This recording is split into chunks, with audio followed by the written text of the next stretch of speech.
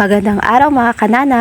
For today's video nga ay magpapahinga muna tayo at pahinga sa mga paghihiwa ng sibuyas at ating luto serye. Eto nga at nasa biyahe na nga kami ng mga oras na yan at tignan nyo nga naman napakaganda nga ng view na aming nadadaan. Papunta nga kami ngayon ng Dingalan Aurora at dahil nga meron kaming pupuntahan at dadaluhan nga na binyagan at birthday yan. At nakalimutan ko nga pala mga kananay. Ang sabi ko nga sa inyo kanina ay magpapahinga ako sa paghihiwa ng bawang at mga sibuyas. Nakalimutan ko kami nga pala magluluto doon. Huy, akala mo makakapahinga ka na ha. Mahigit 1.5 oras nga lang naman ang aming biyahe pero sulit na sulit nga ang iyong pagbiyahe dahil napakaganda nga ng view na iyong matatanaw dito. Kung bago-bago ka nga lang nababiyahe rito ay medyo matatakot ka rin dahil nga balingin na nga itong mga dinadaanan dito sa gilid ng sada. Kaya nga kailangan ay doble ingat sa pagmamaneho at dahil nga konting pagkakamali mo na lang ay nako,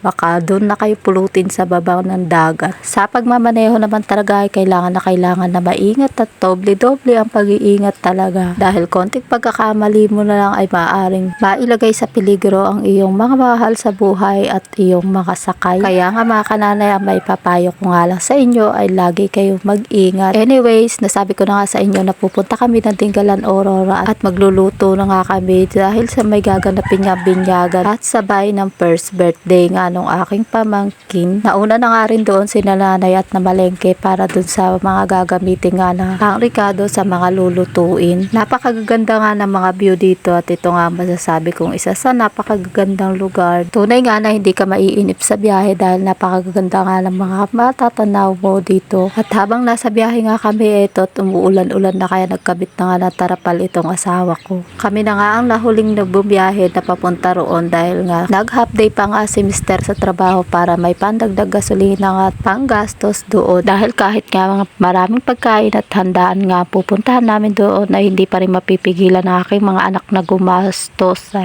apo. Buti na nga lang din kahit papano ay meron na nga kaming sariling tricycle na kahit na nga anong oras ay pwede nga kaming bumiyahe. Maalwan na rin nga sa mga bitbiting mga gamit. Dahil nga meron naman na kaming sariling tricycle ay mas madali na lang bumiyahe sa amin kahit pa marami kaming mga daladala at mga anak. Dati-rati talaga ay hirap kami bumiyahe at madalang nga kaming lumabas. Mabibilang mo lang talaga sa daliri kung ilang beses lang kaming umalis ng bahay. Ayan nga't na mga oras nga na yan ay nakatulog na nga ang aking kambal. Malinga lang kami dahil may kutsyon nga sa ilalim ng mga bag na yan. Kaso nga lang hindi namin na ipaibabaw na para sana mas komportable silang matulog. Pagdating nga namin dito ay parang hindi nga lang umulan dito sa parte na ito.